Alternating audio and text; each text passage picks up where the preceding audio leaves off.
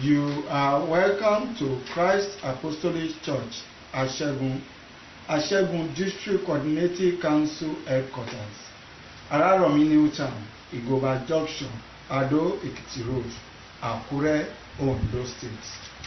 God bless you as you join us for today's. Now, a ó wà ní ìfarabalẹ̀. we are going to be attentively Nígbà tá ó máa gbọ́ ọ̀rọ̀ Ọlọ́run. when we shall hear the word of God Láti ẹnu àwọn bàbá wa. from our Father Nínú ìjọ yìí. in this church. Ẹ jẹ́ kí a gbàdúrà. Let us pray. Ní orúkọ Jésù. Amen. Olúwa Ọlọ́run wa dúpẹ́ ní ọwọ́ rẹ, Olúwa gba ọpẹ́ wa. Amen. Fún àǹfààní mìíràn tí a tún ní láti gbọ́ ọ̀rọ̀ rẹ, Olúwa gba ìyìn wa. A lọ sínú ọ̀rọ̀ náà, Olúwa wá ṣí wa níyè. Ọ̀rọ̀ rẹ nínú ayé wa jó so èso rere. Gbogbo ipá àti agbára tó ń dí ọ̀rọ̀ rẹ lọ́wọ́, Olúwa jó gbiná sọnù. Ògo ni fún Ọlọ́run wa. Ní orúkọ Jésù Kristi, Olúwa wa. Hallelujah. Hallelujah. A dúpẹ́ ní ọwọ́ Ọlọ́run fún àǹfààní tí ó fún wa lónìí. We appreciate God for the privilege He has given to us today Tí ó tún fi àyè gbà wá láti lè wà ní iwájú rẹ̀. and has given us the chance to be before Him. Mo sì gbà ládùúrà wípé And I pray that orí ọ̀fẹ́ tí à ń rí gbà wọ̀nyí this grace we receive ní orúkọ Jésù kò ní ká kúrò lórí ayé wa. shall not evade us in Jesus' name. À ń lọ sí inú ọ̀rọ̀ Ọlọ́run We are going to the Word of God, nígbà tí a ó ka ọ̀rọ̀ Ọlọ́run where we shall read the Word of God nínú ìwé orin Dáfídì in the book of Psalms, orin kìíní. Song 1, Mò ń ka ìlà kìíní sí ìkẹta. line 1 to 3. Ìbùkún ni fún ọkùnrin náà tí kò rìn ní ìmọ̀ àwọn ènìyàn búburú, tí kò sì dúró ní ọ̀nà àwọn ẹlẹ́ṣẹ̀, àti tí kò sì jókòó ní ibùjókòó àwọn ẹlẹ́gàn. Ṣùgbọ́n dídùn inú rẹ̀ wà ní òfin Olúwa, àti nínú òfin rẹ̀ ni ó ṣe àṣàrò ní ọ̀sán àti ní òru. Ẹsẹ̀ kẹta, yóò sì dàbí igi tí a gbìn sí etí ipa odò, tí ń so èso rẹ̀ jáde ní àkókò rẹ̀, ewé rẹ̀ kì yóò sì rẹ̀, àti ohunkóhun tí ó ṣe ni yóò máa ṣe déédéé. Blessed is the man who walks not in the counsel of the wicked, nor stands in the way of sinners, nor sits in the seat of scoffers, but his delight is in the law of the Lord, and on the law he meditates day and night. He is like a tree planted by streams of water, that yields its fruits in its season, and its leaf does not wither. In all that he does, he prospers. Àkòrí ọ̀rọ̀ Ọlọ́run tí à ń gbé yẹ̀wò lónìí, The theme of the word of God we are considering today òun náà ni àwọn ẹni ìwà bí Ọlọ́run náà. is the godly men. Àwọn ẹni ìwà bí Ọlọ́run náà. The godly men. Tí a bá wo ẹsẹ̀ ọ̀rọ̀ Ọlọ́run tí a kà yé, If we look at the verses that we read, ó sọ̀rọ̀ nípa àwọn ẹni ìwà bí Ọlọ́run it talks about the godly men àti àwọn ohun tí ó wà fún àwọn ẹni ìwà bí Ọlọ́run. and the reward for the godly men. Tí a bá ń sọ̀rọ̀ nípa ìwà bí Ọlọ́run, If you are talking about godliness, à ń sọ̀rọ̀ nípa ìgbé ayé tí ó kún fún ìgbọ́ràn sí Ọlọ́run we are pátápátá. talking about a lifestyle filled with obedience to God totally. Ayé tí ó wà nínú ìgbọ́ràn sí Ọlọ́run. A life that is in obedience to God. Bákan náà, níní àmúyẹ Ọlọ́run nínú ìgbé ayé ènìyàn. Also having godly qualifications in one's life. Nígbà tí ayé ènìyàn bá kún fún àmúyẹ Ọlọ́run, When one's life is filled with the qualifications of àmúyẹ God, Ọlọ́run yìí ni à ń tọ́ka sí gẹ́gẹ́ bí ìwà bí Ọlọ́run. it is these qualifications of God that we talk as godliness. Tí a bá wá ń sọ̀rọ̀ nípa ẹni ìwà bí Ọlọ́run, When we are talking about godly people, gẹ́gẹ́ bí ìwà bí Ọlọ́run ṣe ní ìtumọ̀ tirẹ̀, as godliness has its own meaning, àwa lè rí ẹni ìwà bí Ọlọ́run we can see godly people gẹ́gẹ́ bí àwọn ẹni tí wọ́n fi ayé wọn gbọ́ràn sí Ọlọ́run pátápátá. as those who listen to God perfectly, Àwọn ẹni tí ayé wọn sì kún fún àmúyẹ Ọlọ́run. those whose life is filled with the qualifications of Àwọn God, ẹni tí ìgbé ayé wọn kún fún ìwà Ọlọ́run. those whose lifestyle is filled with godliness. Àwọn ènìyàn wọ̀nyí ni à ń tọ́ka sí gẹ́gẹ́ bí ẹni ìwà bí These are the Ọlọ́run. people we point out as godly people. Tí a bá dẹ̀ ń sọ̀rọ̀ nípa ẹni ìwà bí Ọlọ́run, If you are talking about godly people, ó ní àwọn ìwà àti ìṣe kan tí a máa ń rí nínú ayé wọn tí a fi ń pè wọ́n ní ẹni ìwà bí there Ọlọ́run. are some characters and behaviors we see in them that makes them qualified. Gẹ́gẹ́ bí onísáàmù yìí ti ṣe àkọsílẹ̀ àti àgbékalẹ̀ rẹ̀, As the psalmist has written it, a ó rí àwọn ìwà ẹni ìwà bí Ọlọ́run. we will see the characters of the godly people. Nínú àkọsílẹ̀ ìwé sáàmù yẹn, In that psalm, a rí ní ìlà àkọ́kọ́. we see it in the first line. Àmúyẹ àkọ́kọ́ tí ó wà fún ẹni ìwà bí Ọlọ́run. The first qualification for godly people, Ó ní ẹni tí kò rìn lé ọ̀nà àwọn ẹlẹ́ṣẹ̀. who does not stand in the way of sinners, Gẹ́gẹ́ bí onísáàmù yìí ṣe ṣe àgbékalẹ̀ rẹ̀, as the psalmist has laid it down. àmúyẹ àkọ́kọ́ nínú ẹni ìwà bí Ọlọ́run. The first qualification in godly people Òun náà ni wípé kí ó má ṣe rìn ní àwùjọ àwọn ẹlẹ́ṣẹ̀. is for him not to sit in the way of sinners. Ẹni tí ó lo ìgbé ayé rẹ̀ lòdì sí àwọn ẹlẹ́ṣẹ̀. One who uses his life against the sinners. Ó lòdì sí àwọn ènìyàn búburú. It is against wicked people. Àwọn wo ni a lè tọ́ka sí bí ènìyàn búburú? Who can we point out as wicked people? Àwọn aláìṣòótọ́ ènìyàn. They are unfaithful people. Àwọn ẹni tí ayé wọn kún fún ẹ̀gbin. Whose life is filled with filth. Àwọn tí ìgbé ayé wọn kún fún onírúurú àwọn ìwà tí ó bani lẹ́rù. Whose lifestyle is filled with frightening characters. Àwọn ẹni tí ó mọ̀ọ́mọ̀ burú nínú ìgbé ayé wọn. Who are deliberately evil in their lifestyle. Àwọn ẹni tí ìgbé ayé wọn ò dúró nínú ìlànà Ọlọ́run. Those whose lifestyle is not standing in the guidance of the word of Bíbélì wọ́n God. sọ wípé àwọn ẹni tí kò rìn ní ìmọ̀ àwọn ènìyàn búburú. The Bible says those who do not walk in the way of sinners. Kò dúró níbi tí wọ́n bá ti ń gbìmọ̀. It does not stand in the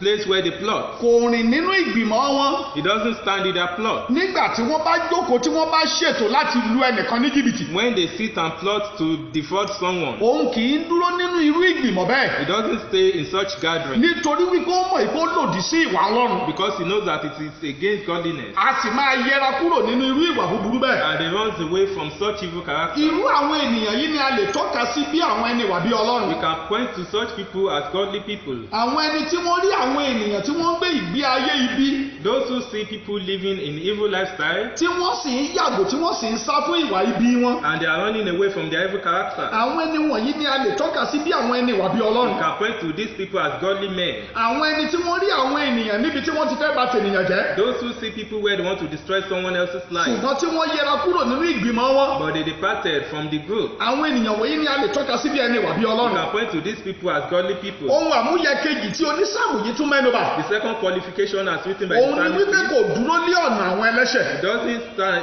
in the way of sinners. Ẹni tí ó kọ̀ láti bá àwọn arúfin tò papọ̀. It does not stay amidst people that go against the law. Ó lòdì sí gbogbo àwọn tó ń gbé ìgbé ayé arúfin. It go against people who live against the law. A lè pe àwọn ẹlẹ́ṣẹ̀ yìí tàbí àwọn arúfin yìí ní ọ̀daràn Ọlọ́run. We can call these people criminals of God. Àwọn ẹni tí wọ́n gbé ìgbé ayé wọn lòdì sí bí Ọlọ́run ṣe fẹ́. Those who live their lifestyle against the will of God. Gbogbo ohun tí Ọlọ́run ní a kò gbúdọ̀ ṣe ni àwọn ń tẹwọ́bọ̀ láti ṣe. They are doing everything that God says that we should not do. Àwọn ènìyàn wọ̀nyí jẹ́ ọ̀daràn níwájú Ọlọ́run. These people are criminals before God. Ṣùgbọ́n ẹni tí a ń sọ̀rọ̀ rẹ̀ nípa ẹni ìwà bí Ọlọ́run yìí But these godly people we are mentioning kì í bá wọn rìn papọ̀ ní ojú ọ̀nà kan náà. doesn't walk in the same path Òun with á them. máa yàgò fún gbogbo àwọn ènìyàn tó ń gbé ìgbé ayé ìwà búburú bẹ́ẹ̀. He stays away from people that live such evil character. Àwọn tó ń fi ìwà wọn kọjú ìjà sí Ọlọ́run Olódùmarè. Those who are going against the Almighty God through their character. Àwọn tí ìgbé ayé wọn mú Ọlọ́run bínú. Those who make God angry through their lifestyle. Àwọn ẹni ìwà bí Ọlọ́run kì í rìn ní ojú ọ̀nà wọn. Godly people do not walk in their path. Àwọn ẹni ìwà bí Ọlọ́run kì í dúró ní ojú ọ̀nà wọn. Godly people do not stand in their path. Àwọn ẹni ìwà bí Ọlọ́run á máa yàgò fún wọn pátápátá. Godly people depart from them totally. Àwọn ẹni ìwà bí Ọlọ́run á máa ṣe lòdì sí ojú ọ̀nà wọn. Godly people do against their will Nítorí pé wọ́n mọ̀ wípé ó lòdì sí ìfẹ́ Ọlọ́run. because they know it is against the will of God. Àmúyẹ kẹta tí ìwé onísáàmù yìí kọ sílẹ̀. The third qualification as written by the Ó ní psalmist. kò jókòó pẹ̀lú àwọn ẹlẹ́gàn. He does not sit with the scoffers. Ẹni tí ò dúró láàrin àwọn pẹ̀gànpẹ̀gàn He does ènìyàn. not sit with the scoffing people. Àwọn olówú kíkorò. Those of bitter envy. Àwọn tí wọ́n fi ọ̀rọ̀ ẹ̀yìn bà tẹni jẹ́. Those who backbite.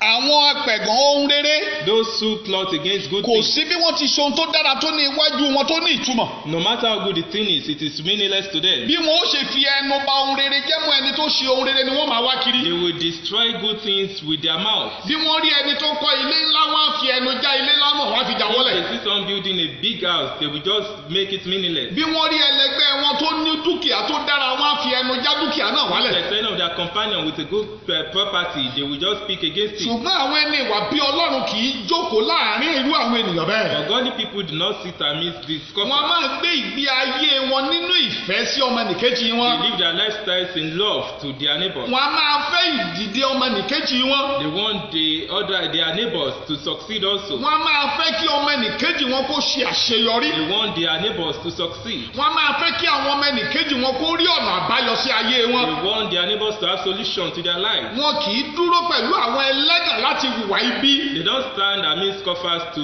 do evil. Ara àwọn ìwà tí à ń rí nínú ayé àwọn ẹni ìwà bí Ọlọ́run nìyé. It's one of the qualifications of godly men.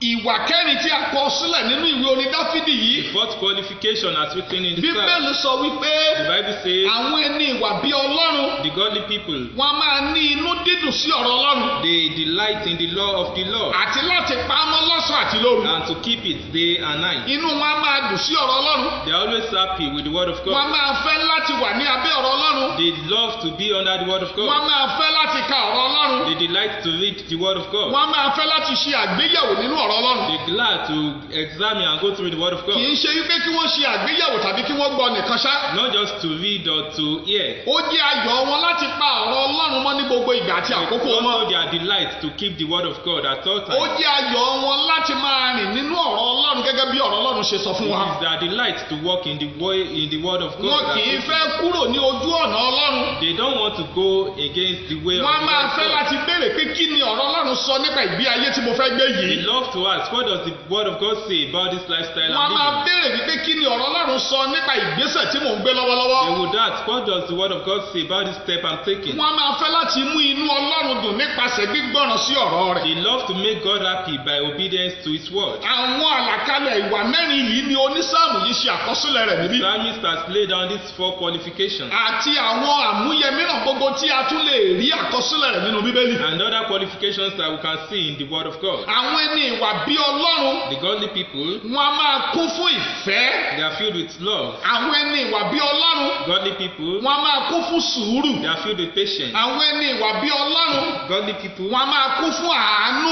àti ìṣoore. filled with mercy and kindness. Bí àwọn ìwà yìí bá ń gbé inú rẹ, If these characters are in you, nígbà náà ló tó lè rí ara rẹ bí ẹni ìwà bí then Ọlọ́run. you can see yourself as a godly person. Ṣùgbọ́n tí ìwà yìí ò bá tí ì sí nínú rẹ, But if this character is not in you, ó ṣe ń fi hàn wípé ò tí ì dàpọ̀ mọ́ àwọn ẹni ìwà bí Ọlọ́run tí à ń you sọ̀rọ̀ say rẹ̀. that you are not among the godly people we are talking about. Àwọn ẹni ìwà bí Ọlọ́run tí àwọn sọ̀rọ̀ nípa wọn The yìí, godly people we are talking about, gẹ́gẹ́ bí ọ̀rọ̀ Ọlọ́run tí a kà yìí ti bó ti ṣe àkọsílẹ̀ rẹ̀. as the word of God has laid it down, Gbígbé ìgbé ayé ẹni ìwà bí Ọlọ́run ní èrè. having a godly lifestyle as reward. Bí a bá ń gbé ìgbé ayé ìwà bí Ọlọ́run, If we have a godly a lifestyle, ó gba èrè rẹ̀ nínú ayé níbí àti lọ́run. we shall reap the reward here on earth and in heaven. Gẹ́gẹ́ bí àkọsílẹ̀ onísáàmù yìí, As the psalmist has a ó written, wo èrè mẹ́rin pàtàkì tó wà fún àwọn ẹni ìwà bí we Ọlọ́run. look at 4 good rewards for godly people. Bóyá ìwọ náà wá wò wípé ó yẹ kí ìwọ náà kó o lè darapọ̀ mọ́ àwọn ẹni ìwà bí Ọlọ́run tàbí Maybe bẹ́ẹ̀ you would kọ́. consider to join the godly people or not. Nínú ìlà kẹta ìwé orin sáàmù yẹn, orin ìkíní yẹn, In that line 3 of Psalm 1, èrè àkọ́kọ́ tó sọ níbẹ̀, the first reward ó is ní gbogbo àwọn ẹni ìwà bí Ọlọ́run, the godly people, wọn ó dàbí igi tí a gbìn sí etí ipa odò. they will be like tree planted by the streams of Wọ́n ó dàbí water. igi tí a gbìn sí etí ipa odò. They will be like a tree planted by the Ó streams ṣeé of ṣe water. kí igi wọn jẹ́ igi gíga. It is possible that their tree should be tall. Ó dẹ̀ ṣeé ṣe kí igi wọn jẹ́ igi tí kìí ga rárá. It's possible that it would be short. Ṣùgbọ́n wọ́n ó ní ìgbẹ́kẹ̀lé. But they would have trust. Ìgbẹ́kẹ̀lé wípé ní gbogbo ìgbà The trust that at all times kò ní sí ohunkóhun tí ó lè mì wọ́n. there will be nothing that will shake them Nítorí pé wọ́n wà ní ipa odò. because they are by the streams of Wọn water. kìí mọ ọ̀gbẹlẹ̀. They don't know drought. Bẹ́ẹ̀ sì ni àkókò òjò tún jẹ́ ìbùkún fún wọn. And the rainy season is a blessing to them. Ayé tí a gbìn sí etí ipa odò, A lifestyle planted by the streams ó of jẹ́ ayé water tí a fi ìdí rẹ̀ múlẹ̀ nínú ẹ̀mí is Ọlọ́run. one established in the spirit of God. Ayé tí a gbéró nínú Ọlọ́run. A life that is made to stand in Tí the word of ìjì God. ayé kankan ò lè mì. That no earthly storm can shake. Tí ìjì ayé kankan ò lè fatú. That no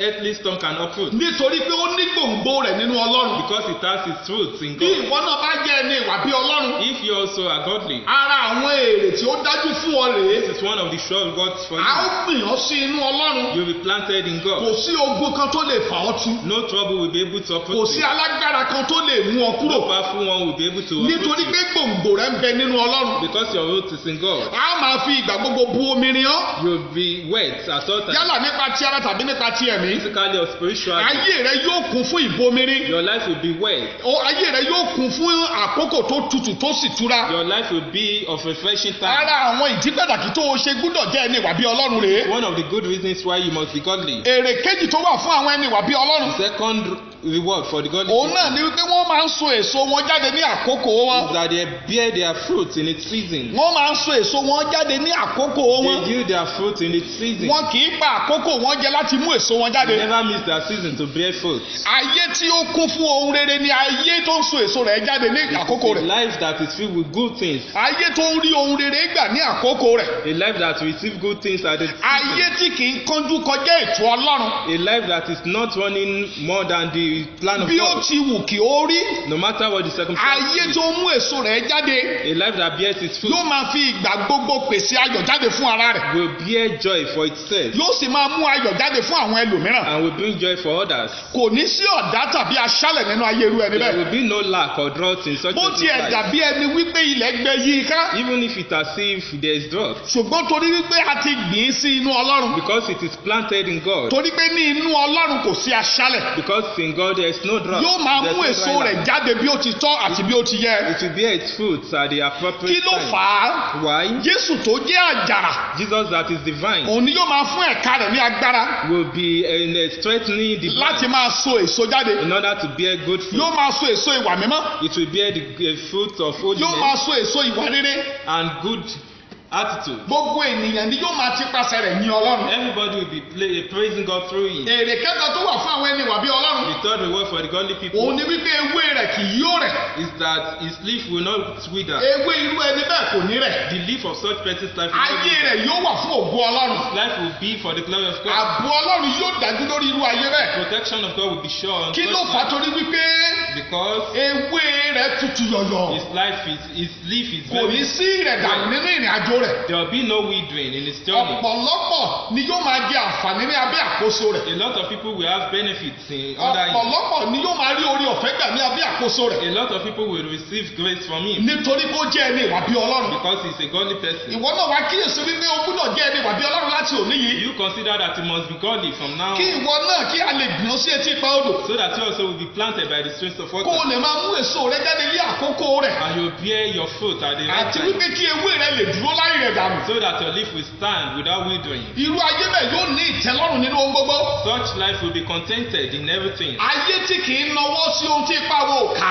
It is not a life that stretches hand to what it cannot ayé attain. tí kì í ṣe ìlara ọmọnìkejì. A life that is not envious of the neighbor. ewé rẹ̀ yóò dúró yóò sì máa tutù ní ìgbà gbogbo. His leaf will continue to flourish at all gbogbo times. ohun tó yí i ká pátápátá ni yóò máa jẹ àǹfààní ní abẹ́ ewé náà. Everything surrounding him will be reaping the reward of the bí ọlọ́run ṣe ń jí ààbò fún yóò tún máa jí ààbò fún ọ̀pọ̀lọpọ̀ àwọn ènìyàn tó yí i ká. As God is his canopy, he would also be a canopy to others surrounding him. èrè kẹ́ni tó wà fún àwọn ènìyàn bí ọlọ́run gẹ́gẹ́ bí àkọsílẹ̀ tí a ń kà níbí. The fourth reward for godly people as the àdánwọ́lé irú ẹni bẹ́ẹ̀ yóò máa ṣe déédéé. such endeavors will lead to success. ayé tó ń ṣe rere It is a life that prospers tí ó sì ní ìsinmi. and has rest. ayé tó kún fún ohun rere A life filled with good things tí ó sì mú ohun rere jáde síta.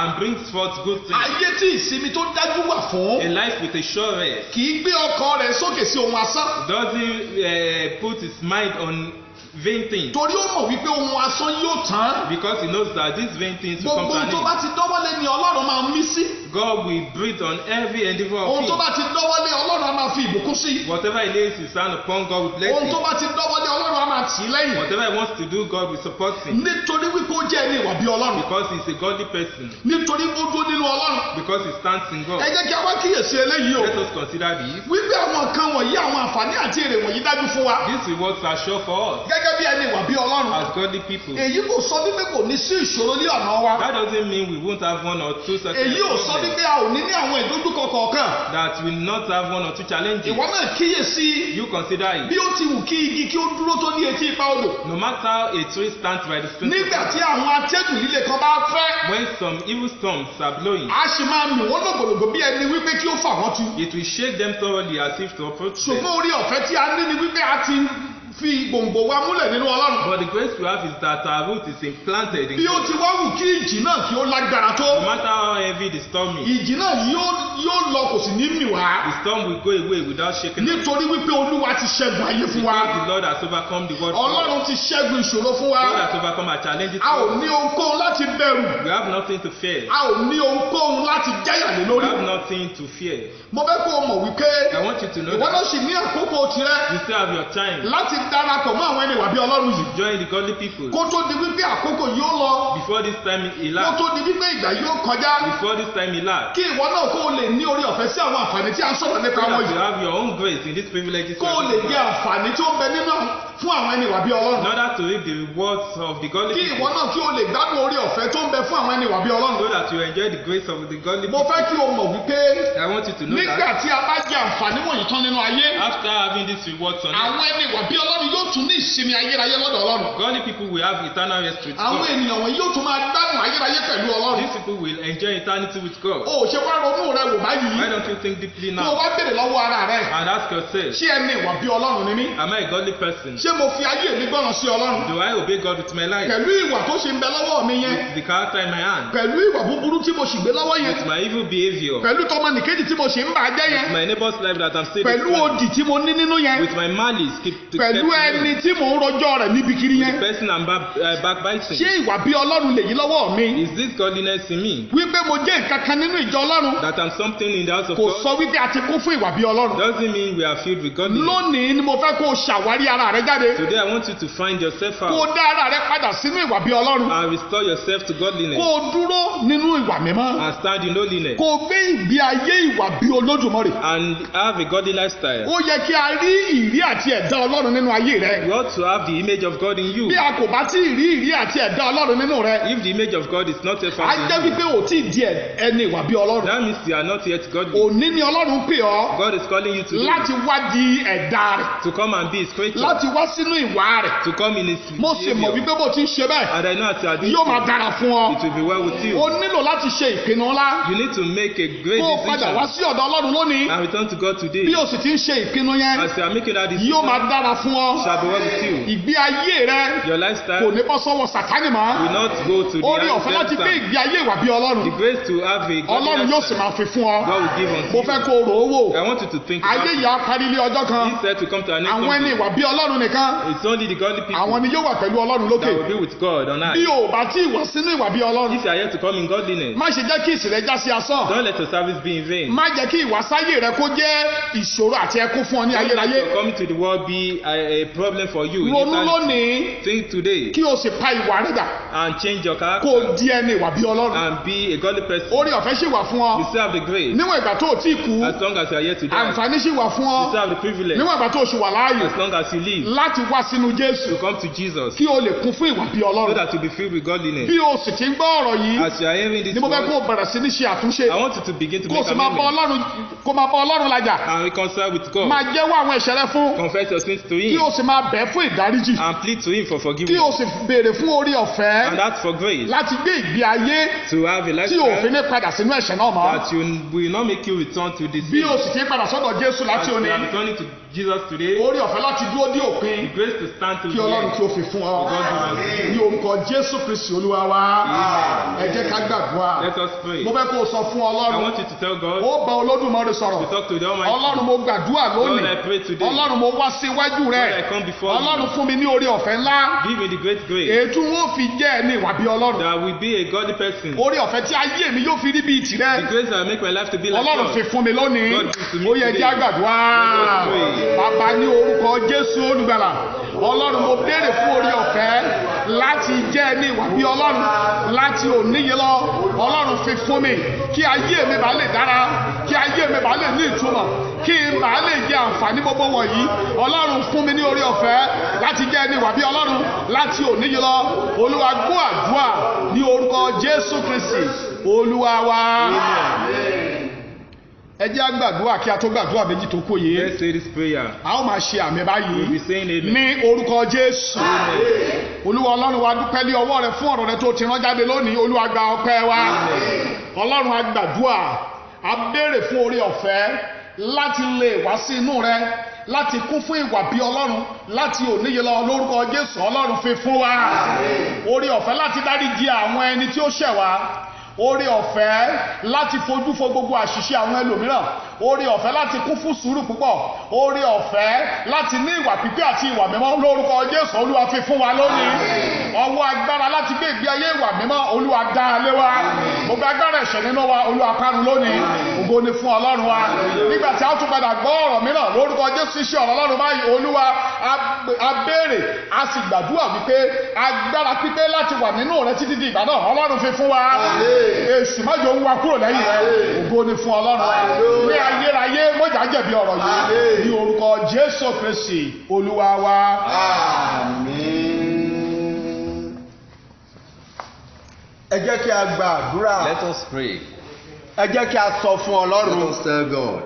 Olúwa mo dúpẹ́ fún ọ̀rọ̀ rẹ tí mo ti gbọ́ Lord, yìí. I thank you for this word I've heard.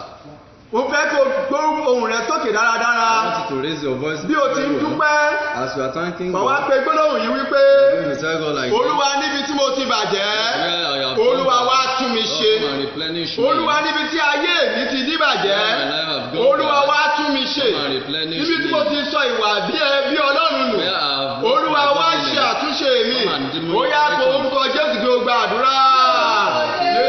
Jésù, Olúwa a dúpẹ́ fún ọ̀rọ̀ rẹ tí a tún ti gbọ́ lónìí o. Olúwa wá bẹ̀ ọ́ níbi tí a ti bàjẹ́, Olúwa wá tún wa ṣe. Olúwa níbi tí a ti díbàjẹ́ sẹ́, Olúwa wá ṣàtúnṣe wa. Olúwa níbi tí a ti sọ ìwà bí Ọlọ́run nù, Olúwa wá tún wa ṣe. Olúwa wá wà pẹ̀lú wa ní orúkọ Jésù Kristi Olúwa wa. Wá sọ fún Ọlọ́run. I'm going to tell God. Olúwa mo ń lọ ní ìrìnàjò ọ̀sẹ̀ yìí. Going into this week journey, Wá tún iṣẹ́ mi ṣe. come and replenish my Mo joy. lọ ní ìrìnàjò ọ̀sẹ̀ yìí. Going in this week's Jẹ́ kí n journey, rojú rere rẹ let gbà. me see your grace. Mo lọ ní ìrìnàjò ọ̀sẹ̀ yìí. Going in this week's Ìdílé mi journey, dọwọ́ rẹ̀ Olúwa wá tún wa ṣe. Ó yá àdúrà. Ọlọ́run àtúnṣe o. À ń lọ ní ìrìnàjò ọ̀sẹ̀ yìí. Olúwa wá tún mi ṣe, wá tún ìdílé mi ṣe, wá tún iṣẹ́ mi ṣe. Olúwa wá tún iṣẹ́ mi ṣe, tún iṣẹ́ ìránṣẹ́ mi ṣe lọ́sẹ̀ yìí. Olúwa nínú àánú rẹ, bàbá tún wá ṣe. Olúwa lọ́sẹ̀ jẹ́ ará àánú rẹ gbà, jẹ́ ojú rẹ gbà. Ìrànlọ́wọ́ látòkè, Olúwa gbé rere sí wa, ká lè máa yìn ọ́. Gbọ́ àdúrà lórúkọ Jésù Kristi Olúwa wa. Amen. Bí a ti gbàdúrà kọ́lọ́run kó fi àṣẹ dáhùn rẹ̀. Ọwọ́ agbára Ọlọ́run fún àtúnṣe kó nà sí ayé wa. Bí ó ti ń nà sí ayé wa kó máa tún ayé wa ṣe. Kó tún iṣẹ́ rẹ ṣe. Kó tún ilé rẹ ṣe. Kó tún ọ̀nà rẹ ṣe. Lọ́sẹ̀ yìí kó rí àánú Ọlọ́run gbà. Ìwà bí Ọlọ́run kó kún ìrìn àjò rẹ. Káwọn ènìyàn kan dá ọmọ. Kí ògo kó jẹ́ ti Ọlọ́run. Ká lè máa yìn ọ́. Olúwa tún fi ìrìn àjò náà lé ọ lọ́wọ́ tí di ọ̀sẹ̀ tó ń bọ̀. Olúwa pa wá mọ́ o. Ká lè máa fògo fórúkọ rẹ.